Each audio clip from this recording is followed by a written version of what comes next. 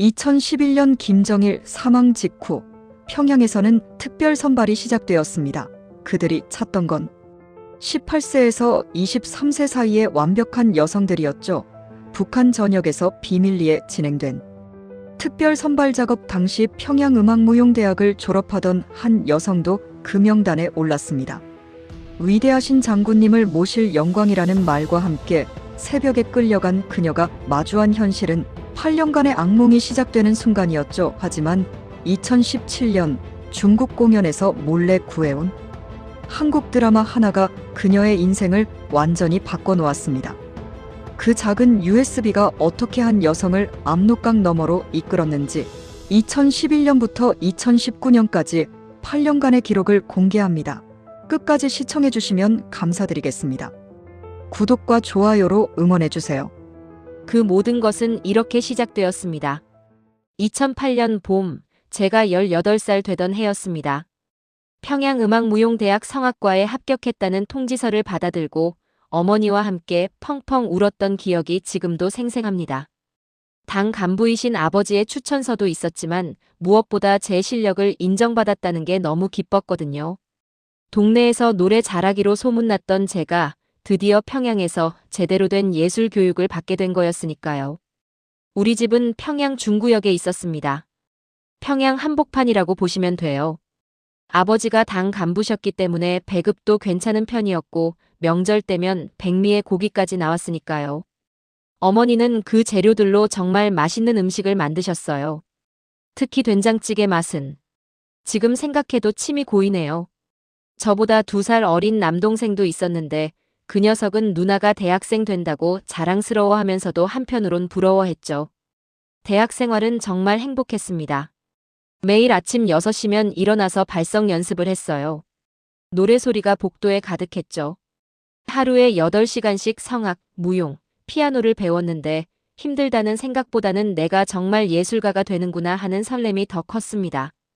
우리가 주로 배운 건 조선 가요와 혁명 가극이었어요. 우리의 태양은 김일성 대원수님, 장군님 은혜 끝이 없어 같은 노래들이요. 당시엔 그게 당연한 줄 알았습니다. 아니, 정말로 그렇게 믿었어요. 위대하신 수령님 덕분에 내가 이렇게 재능을 꽃피울 수 있다고 진심으로 생각했으니까요. 1학년 때는 김일성 광장에서 열린 대규모 공연에 단체 합창으로 참여했습니다. 수만 명의 인민들 앞에서 노래를 부르는데 정말 가슴이 벅차올랐어요. 나는 조국을 위해 노래하는 예술가다. 그런 자부심이 온몸에 퍼졌습니다. 물론 가끔은 이상한 생각이 들 때도 있었어요.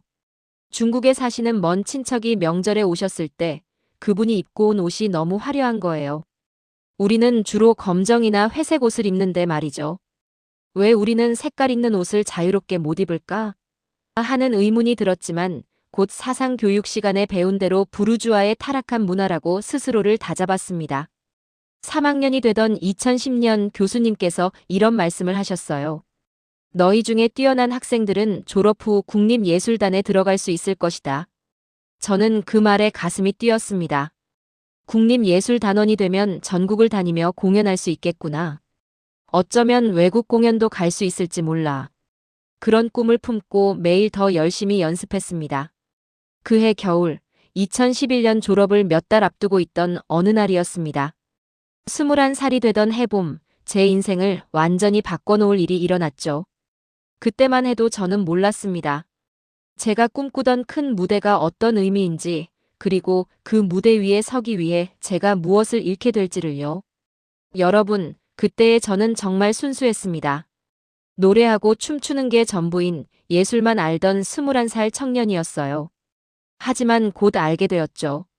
북에서 예술이라는 건 때로는 전혀 다른 의미로 쓰인다는 걸 말입니다. 2011년 3월 졸업을 2달 앞둔 어느 새벽이었습니다. 기숙사 문이 쿵쿵 울리는 소리에 잠에서 깼어요. 시계를 보니 새벽 5시. 김수연 동무 나오시오. 낯선 남자 목소리가 들렸습니다. 심장이 철렁 내려앉았죠. 새벽에 이름을 부르며 찾아온다는 건 좋은 일이 아니라는 걸 북에서는 누구나 알거든요. 문을 열자 보위부 제복을 입은 사람들이 서 있었습니다. 김수연 동무, 위대하신 장군님을 가까이에서 모실 영광을 얻었소. 30분 안에 짐을 싸시오. 제 머릿속이 하얘졌어요. 장군님을 모신다는 말이 무슨 뜻인지 그때는 정확히 몰랐습니다. 하지만 이상하게도 가슴 한편이 무거웠어요. 룸메이트들이 부러운 눈빛으로 저를 바라봤습니다. 수연아, 대단하다. 너 정말 출세하는 거야. 하지만 저는 왜인지 웃을 수가 없었어요. 서둘러 옷까지 몇 벌을 가방에 넣으며 이게 정말 영광일까? 하는 생각이 머릿속을 맴돌았습니다. 차를 타고 평양 외곽으로 1시간을 달렸습니다. 도착한 곳은 높은 담장으로 둘러싸인 시설이었어요. 안으로 들어가니 저 같은 또래 여성들이 50명쯤 모여 있었습니다. 모두 멍한 표정이었죠. 그중 몇몇은 이미 눈물을 흘리고 있었어요. 보위부 여자 간부가 앞에 섰습니다. 동무들은 오늘부터 특별한 임무를 수행하게 되었소. 당과 수령님께서 내린 최고의 영광이요. 그러면서 우리가 왜 선발되었는지 설명했어요. 18에서 23 사이 미혼 여성, 출신 성분이 좋고 예술적 재능이 뛰어나며 외모가 일정 기준을 넘는 동무들. 당에서는 3대 가계도까지 검증했소. 그 말을 듣는데 등골이 오싹했습니다. 3대까지 조사했다니. 그리고 이어진 말에 제 심장이 멎는 것 같았어요. 동무들의 임무는 위대하신 장군님과 당 간부들을 접대하고 즐겁게 해드리는 것이요. 옆에 있던 여학생이 흐느끼기 시작했습니다. 저도 그제야 깨달았어요. 이게 무슨 의미인지. 거부하고 싶었지만 북에서는 거부권 같은 게 없다는 걸 이미 알고 있었죠. 가족이 무사하길 바란다면 따를 수밖에 없었습니다. 그날부터 3개월간 특별 훈련이 시작되었습니다. 매너, 예절, 외국어 기초를 배웠어요. 하지만 제일 힘든 건 외부와 완전히 단절된다는 거였죠. 부모님께 전화도 편지도 금지. 감시 카메라가 곳곳에 있었습니다. 3개월이 지나고 2011년 7월, 저는 대동강변 특별별장으로 배치받았어요. 기숙사는 4명이 한 방. 선배들은 이미 눈빛에서 생기가 사라진 사람들이었습니다. 첫날 밤, 제가 해야 할 임무가 무엇인지 정확히 알게 되었습니다. 그날 밤 일은 차마 말로 할 수가 없네요. 기숙사로 돌아와서 저는 베개를 안고 새벽까지 울었습니다. 소리도 낼 수 없었어요. 이불을 입에 물고 눈물만 흘렸죠. 이게 내가 꿈꾸던 무대였나. 거울을 볼 수가 없었어요. 하지만 도망칠 수도 없었습니다. 담장 밖엔 군인들이 지키고 있었고 탈출하면 가족이 끝장이니까요. 일주일에 서너 번씩 임무가 있었고 나머지 날엔 기숙사에서 대기했어요. 가족 면회는 1년에 한 번. 부모님께 진실을 말할 수도 없었죠. 잘 지내고 있어요. 거짓말만 했습니다. 21살 꽃다운 나이에 저는 제 인생의 선택권을 완전히 잃었습니다.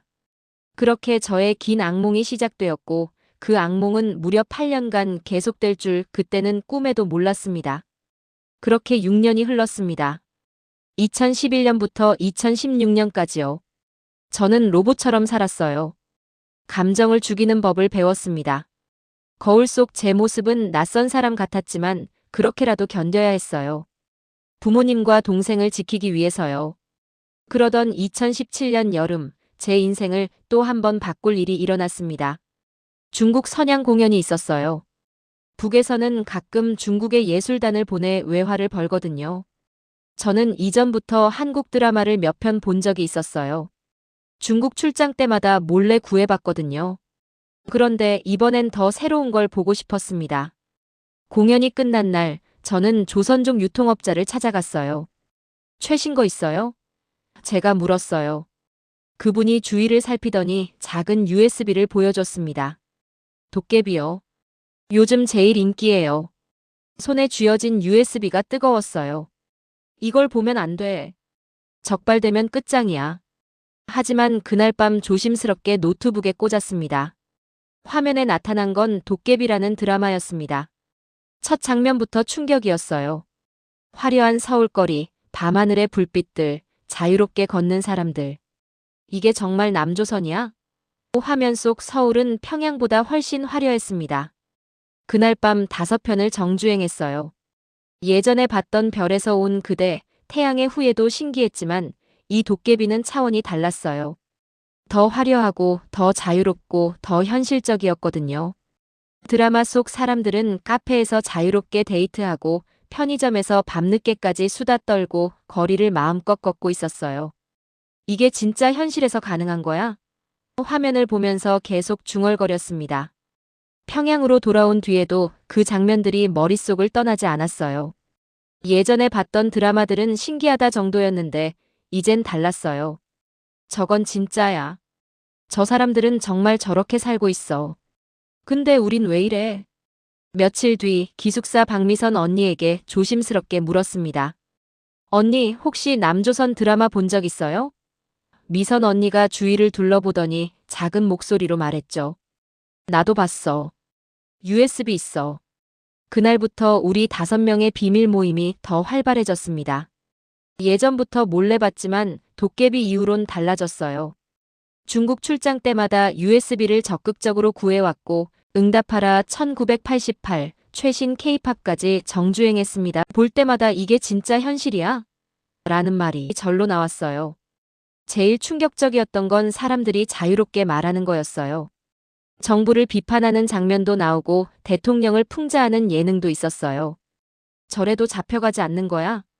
북에서는 상상도 못할 일이었죠. 시청 후엔 항상 토론이 이어졌어요. 남조선이 정말 저렇게 잘 사는 걸까? 우리도 탈북하면 저렇게 살 수 있을까? 위험한 대화였지만 멈출 수가 없었습니다. 2018년 말 보위부 단속이 강화되었어요. 한류 콘텐츠 유포자는 정치범 수용소로 보낸다는 경고가 내려왔습니다. 우리는 USB를 더 깊숙이 숨겼지만 밤마다 몰래 꺼내봤어요. 이미 중독된 거였죠. 한국 드라마를 보면서 저는 자유가 뭔지 알았습니다. 사랑하고 싶은 사람을 사랑하고 하고 싶은 말을 하는 것. 그게 얼마나 소중한 건지 깨달았어요. 나도 저렇게 살고 싶다. 자유롭게 웃고 꿈꾸고 싶다.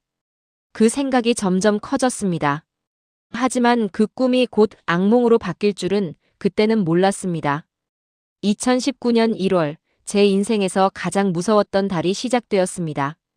새벽 5시 기숙사 문이 부서질 듯 열렸어요. 보위부 요원들이 우르르 들어왔습니다. 박미선, 김은희, 최수진, 나와 함께 드라마를 보던 언니들 이름이었어요.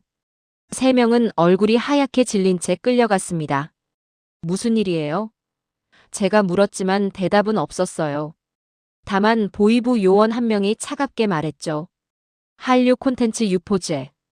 반동 사상 선전 선동죄. 그 말에 제 심장이 멎는 것 같았습니다. 사흘 후 소식이 들려왔어요. 3사람 모두 정치범 수용소로 보내졌다고요. 가족들도 함께요. 미선 언니 부모님, 은희 언니 남편과 아이까지. 온 가족이 산채로 사라진 겁니다. 다음은 누구 차례일까? 남은 우리 둘은 밤마다 떨었어요. USB는 이미 태워버렸지만 언제 우리 차례가 올지 몰랐으니까요. 일주일 후 기숙사 관리 아주머니가 제게 작은 쪽지를 건넸어요. 화장실에서 몰래 펼쳐봤는데 손이 덜덜 떨렸습니다. 당신 이름 다음 명단에 올랐어요. 보위부에서 연행된 사람들이 고문 끝에 자백했대요. 조만간 조사받을 거예요. 빨리 도망쳐요. 그날 밤 저는 잠을 한숨도 못 잤어요. 어떻게 하지? 잡히면 나도 수용소고 부모님도 동생도. 머릿속이 하얘졌습니다. 하지만 한편으로는 이런 생각도 들었어요. 이제 선택의 여지가 없구나. 도망치거나 아니면 죽거나. 다음 날 아침 저는 결심했습니다. 탈북하기로요. 그날부터 2주 동안 미친 듯이 준비했어요. 8년간 모아둔 외화 2,000달러, 금반지, 어머니 금목걸이까지 속옷에 꿰맸습니다. 중국에서 만났던 조선족 유통업자에게 연락했어요. 탈북 브로커 아세요? 브로커 연락처를 받았습니다. 성금 1,000달러. 일주일 후 신의주에서 만나요. 평양에서 신의주로 가는 기차표를 구했어요. 거짓 통행증도 만들었습니다. 들키면 바로 체포죠. 부모님께 마지막 인사를 하고 싶었어요. 하지만 갈 수가 없었습니다. 감시가 붙을 테니까요. 편지를 썼지만 보낼 수도 없었어요. 증거가 되니까요. 2019년 2월 28일 밤 저는 기숙사 방에서 마지막 밤을 보냈어요. 창밖으로 평양 야경이 보였습니다. 29회를 살았던 이 도시, 이제 다시는 못 볼 수도 있는 곳. 부모님 얼굴이 떠올랐어요. 동생도요. 미안해. 정말 미안해. 정말 이렇게 떠나는 게 맞을까? 수없이 자문했어요. 하지만 대답은 정해져 있었습니다. 어차피 여기 남으면 죽어. 차라리 도망치다 죽는 게 낫지. 가방에는 옷가지 몇 벌과 도깨비가 담긴 USB 하나를 넣었어요. 한국 가면 이 드라마 촬영지에 꼭 가볼 거야. 그게 제 마지막 희망이었습니다. 2019년 3월 1일 새벽 평양역에서 신의주행 기차에 올랐어요. 역 앞에서 뒤를 돌아봤습니다. 평양거리, 대동강, 제가 태어난 이 땅. 안녕. 그리고 미안해요. 기차 안에서 생각했어요. 이제 돌이킬 수 없어. 살거나 죽거나. 신의주까지 5시간. 떨리는 손을 꼭 쥐고 드라마 속 자유로운 세상을 떠올렸습니다. 한국 가면 정말 카페에서 커피 마실 수 있을까? 거리를 자유롭게 걸을 수 있을까? 기차는 북쪽으로 국경으로 제 새로운 운명을 향해 달려갔습니다. 신의주역에 도착한 건 오후 2시였습니다. 역 광장에서 브로커를 기다렸어요. 약속 시간은 3시. 1시간을 기다리는 게 1년 같았습니다. 주위를 지나가는 사람들이 모두 보이부 요원 같았어요. 혹시 내가 미행당한 건 아닐까? 심장이 터질 것 같았습니다. 3시 정각, 조선족 말투를 쓰는 중년 여성이 다가왔어요. 김수연 씨? 브로커였습니다. 저 따라오세요. 말 걸지 말고요. 우리는 신의주 변두리 허름한 집으로 갔습니다. 오늘 밤 11시에 출발해요. 지금은 쉬세요. 브로커가 말했어요. 압록강은 지금 얼어붙었어요. 걸어서 건너야 해요. 순찰대 교대 시간이 11시 40분이니까 그때 가는 거예요. 저녁도 못 먹었어요. 목으로 넘어가지 않았거든요. 대신 창밖을 내다봤습니다. 저 멀리 압록강이 보였어요. 얼음으로 뒤덮인 강. 저걸 건너면 중국이고 실패하면 죽음이었습니다. 밤 10시 브로커가 제게 검은 옷을 건넸어요. 이거 입으세요. 눈에 덜 띄게요. 그리고 이거. 낡은 운동화였습니다. 얼음 위에서 미끄러지면 안 되니까요. 11시 우리는 출발했습니다. 브로커와 저 단둘이었어요. 달빛도 없는 캄캄한 밤이었습니다. 강변까지 30분을 걸었어요. 숨소리조차 내지 않으려고 애썼습니다. 강변에 도착했어요. 압록강이 눈앞에 펼쳐졌습니다. 저기 보이는 불빛이 중국이에요. 브로커가 속삭였어요. 이제부터 절대 소리 내면 안 돼요. 순찰대가 지나갈 때까지 기다려요. 어둠 속에서 숨죽이고 기다렸습니다. 10분쯤 지났을까요? 멀리서 불빛이 보이고 개 짖는 소리가 들렸어요. 순찰대였습니다. 저는 숨을 참았어요. 심장 소리가 너무 커서 들킬 것 같았거든요. 순찰대가 지나갔습니다. 지금이에요. 뛰어요. 브로커가 제 손을 잡아 끌었어요. 우리는 얼어붙은 강 위로 뛰어내렸습니다. 발밑에서 얼음이 삐걱거렸어요. 깨지면 어떡하지? 하지만 멈출 수 없었습니다. 앞만 보고 달렸어요. 숨이 가빠졌습니다. 차가운 공기가 폐를 찔렀어요. 중간쯤 왔을 때였어요. 뒤에서 호루라기 소리가 들렸습니다. 서라. 거기서. 북한 군인 목소리였어요. 발각된 겁니다. 뛰어요. 절대 멈추지 마세요. 브로커가 소리쳤어요. 총소리가 울렸습니다. 탕, 탕. 귓가를 스치는 소리에 온몸이 얼어붙었지만 다리는 계속 움직였어요. 어머니, 제발. 살려주세요. 머릿속으로 기도했습니다. 부모님 미안해요. 동생아, 누나 용서해. 눈물이 흘러내렸지만 닦을 겨를도 없었어요. 얼음이 갈라지는 소리가 났어요. 발목까지 물이 차올랐습니다. 조금만 더요. 거의 다 왔어요. 브로커가 소리쳤어요. 뒤에서 또 총소리. 이번엔 정말 가까웠어요. 하지만 저는 멈추지 않았습니다. 살고 싶었으니까요. 자유롭게 살고 싶었으니까요. 마침내 중국 땅에 발을 디뎠습니다. 강둑으로 기어 올라가는 순간 다리에 힘이 풀렸어요. 그대로 눈밭에 쓰러졌습니다. 살았어요. 살았어요. 브로커가 제 등을 토닥였어요. 저는 눈밭에 얼굴을 묻고 소리 없이 울었습니다. 기쁨의 눈물인지 슬픔의 눈물인지 알 수 없었어요. 하늘을 올려다봤습니다. 별이 총총했어요. 북한에서 본 것과 같은 별인데 왜인지 더 밝게 느껴졌습니다. 나 이제 자유야. 하지만 곧 깨달았어요. 이건 자유가 아니라 또 다른 시작일 뿐이라는 걸요. 중국 땅에 도착한 게 새벽 1시쯤이었어요. 브로커가 저를 근처 민가로 데려갔습니다. 여기서 하루 쉬세요. 내일 한국 가는 사람이 데리러 올 거예요. 그 말을 믿었어요. 살았다는 안도감에 아무 의심도 하지 않았죠. 다음 날 오후 조선족 남자 2명이 왔어요. 우리 따라오세요. 저는 가방을 들고 따라 나섰습니다. 차를 타고 3시간쯤 달렸을까요? 도착한 곳은 중국 내륙 농촌이었어요. 황량한 들판 한가운데 낡은 집. 왜 여기로? 불안감이 엄습했습니다. 집 안으로 들어가자마자 문이 잠겼어요. 찰칵. 그 소리에 온몸에 소름이 돋았습니다. 잠깐 이게 무슨. 돌아보니 남자들 표정이 싸늘하게 변해 있었어요. 너 팔렸어.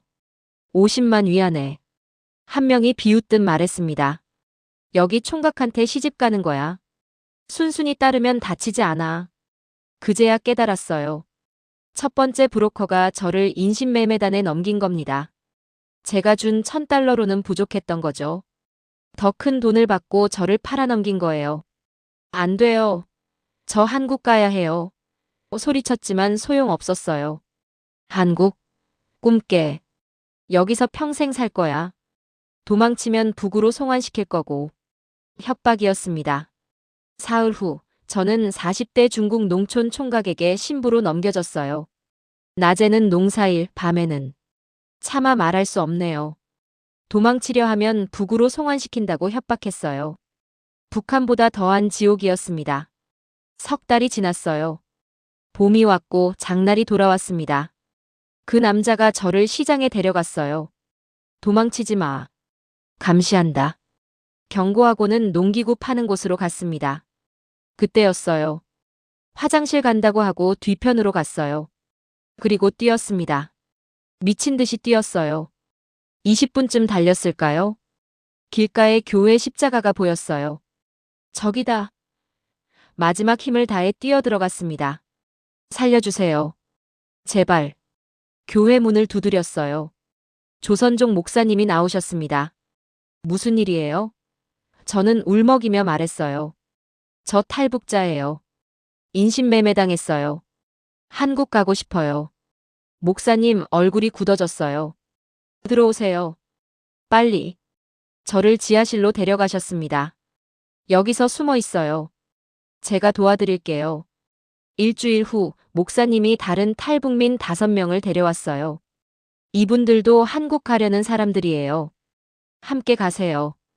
우리는 서로를 바라봤습니다. 같은 아픔을 겪은 사람들이었어요. 함경북도에서 온 30대 부부, 평안남도에서 온 20대 청년, 양강도에서 온 40대 여성. 그리고 저. 모두 6명이었습니다. 서로 이름도 물었어요. 앞으로 함께 생사를 넘나들 동료들이니까요. 중국에서 라오스까지 가야 해요. 거기서 태국으로 넘어가면 한국 대사관에 갈 수 있어요. 목사님이 설명하셨어요. 길은 험하지만 이게 유일한 방법이에요. 2019년 7월 우리 6명의 긴 여정이 시작되었습니다. 중국 내륙을 가로지르는 길. 버스, 기차, 때로는 걸어서요. 서로 의지하며 남쪽으로 향했습니다. 단속반을 피해 숨고 밤에만 이동하고 서로를 격려하며 버텼어요. 이번엔 진짜야. 이번엔 정말 한국에 갈 거야. 창밖으로 스쳐가는 중국 풍경을 보며 다짐했어요. 압록강을 건널 때보다 더 간절한 마음이었습니다. 중국에서 라오스까지는 1달이 걸렸습니다. 우리 6명은 밤에만 움직였어요. 낮에는 조선족 교회에 숨어 지냈죠. 중국말을 못하니 입을 다물고 있어야 했습니다. 저기 경찰이다. 고개 숙여. 브로커가 속삭이면 우리는 자는 척했어요. 심장이 터질 것 같았지만요. 한 번은 검문에 걸렸는데 브로커가 뇌물로 넘어갔습니다. 2019년 8월 중순 드디어 라오스 국경에 도착했습니다. 여기서부터는 걸어야 해요. 정글을 지나 라오스로 넘어가는 거예요. 브로커 말에 우리는 서로를 바라봤어요. 다들 지친 얼굴이었지만 눈빛만은 살아있었습니다. 정글길은 지옥이었어요. 3일을 걸었습니다. 뱀, 모기, 진흙길을 헤쳤어요. 함경북도 부부 중 아내가 열이 났어요. 남편이 업고 걸었습니다. 우리도 돌아가며 짐을 들어줬어요. 라오스에 도착했을 때 우리는 모두 녹초가 되어 있었어요. 하지만 멈출 수 없었습니다. 라오스에서 태국까지 또 2주가 걸렸거든요. 태국 국경을 넘는 것도 쉽지 않았어요. 브로커가 현지 안내인을 구했고 우리는 밤에 산길을 넘었습니다. 이번엔 닷새가 걸렸어요. 물도 부족하고 먹을 것도 떨어졌어요. 하지만 서로를 격려하며 버텼습니다. 거의 다 왔어요. 저 아래가 태국이에요. 안내인이 손가락으로 가리켰어요. 언덕 아래로 불빛이 보였습니다. 문명이 보이는 거예요. 우리는 서로 껴안고 울었습니다. 2019년 9월 초 방콕에 도착했어요. 브로커가 우리를 경찰서 앞에 데려다 줬습니다. 여기서 자수하세요.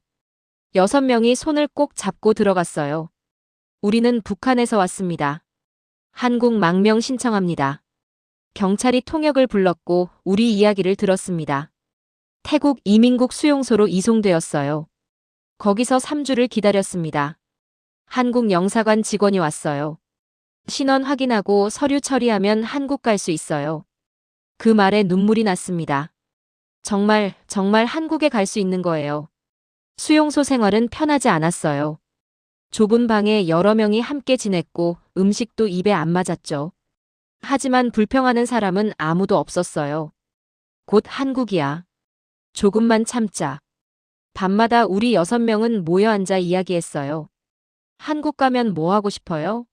함경북도 부부는 장사하고 싶어요라고 했고 평안남도 청년은 대학 가고 싶어요라고 했어요. 양강도 언니는 그냥 자유롭게 살고 싶어요라고요.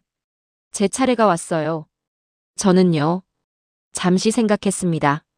도깨비 촬영지에 가보고 싶어요. 그리고 카페에서 커피 마시고 밤늦게까지 거리를 걷고 싶어요. 아무도 제 뒤를 감시하지 않는 곳에서요. 다들 웃었어요. 하지만 눈물도 함께 흘렸습니다. 우리 모두 같은 꿈을 꾸고 있었으니까요. 자유. 그게 우리가 원했던 전부였어요. 2019년 10월 20일 드디어 한국행 비행기 티켓을 받았습니다. 방콕 공항에서 우리 6명은 서로 껴안았어요. 우리 해냈어요. 정말 해냈어요. 비행기가 이륙했습니다. 창밖으로 태국이 멀어졌어요. 저는 가방에서 도깨비 USB를 꺼내 손에 쥐었습니다. 이제 정말 그곳에 가는구나. 드라마 속 그 자유로운 세상으로. 인천공항까지 6시간. 제 인생에서 가장 긴 그리고 가장 짧은 시간이었습니다. 2019년 10월 20일 오후 5시 인천공항에 도착했습니다. 비행기 문이 열리는 순간 저는 숨을 멈췄어요. 드디어 대한민국이구나. 북한을 떠난 지 7개월 만이었습니다. 압록강, 중국, 정글, 태국. 모든 게 꿈 같았어요. 공항에서 내리자 통일부 직원들이 우리를 맞았습니다. 환영합니다. 수고 많으셨어요. 그 말에 6명 모두 울음을 터뜨렸어요. 정말 한국에 온 거예요. 하나원으로 이송되었습니다. 북한 이탈 주민 정착 지원 시설이에요. 거기서 석 달 동안 교육을 받았어요. 한국 사회 적응, 취업 준비, 심리 치료까지요. 처음엔 모든 게 낯설었어요. 말투가 달랐어요. 동무 대신 씨라고 부르더라고요. 하지만 사람들은 친절했습니다. 제일 충격적이었던 건 슈퍼마켓이었어요. 하나원에서 처음 마트에 갔을 때 저는 그 자리에 얼어붙었습니다. 물건이 너무 많았어요. 과일, 채소, 고기, 과자. 선택지가 너무 많아서 어떻게 골라야 할지 몰랐어요. 북에서는 배급으로 주는 것만 먹었거든요. 이거 다 살 수 있는 거예요? 직원에게 물었어요. 네, 돈만 있으면요. 그 대답이 믿기지 않았습니다. 자유롭게 사고 팔 수 있다니. 허락을 받지 않아도 된다니. 밤에 편의점에도 가봤어요. 24시간 내내 열려 있다고 하더라고요.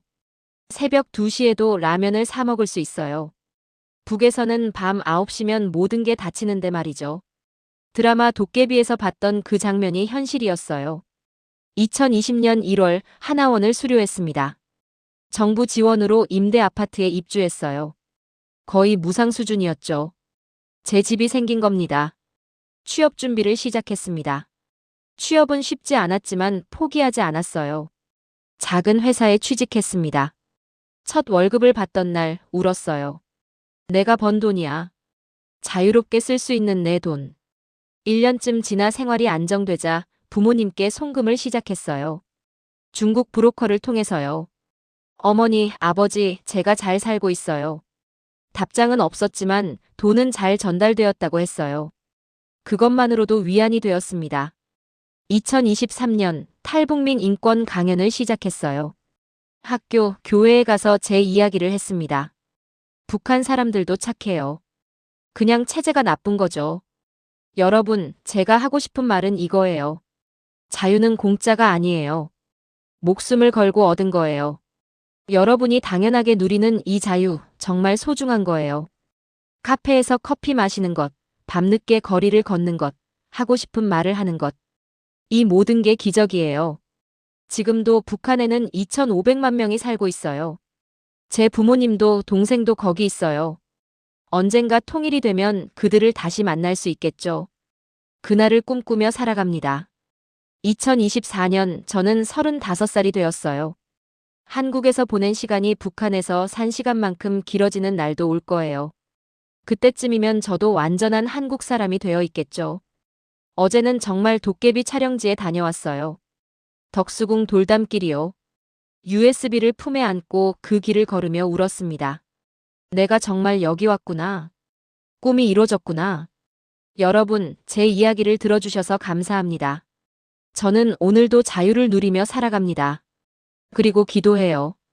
북에 있는 모든 사람들이 언젠가 이 자유를 누릴 수 있기를, 우리가 하나 되는 날이 오기를요. 대한민국 감사합니다.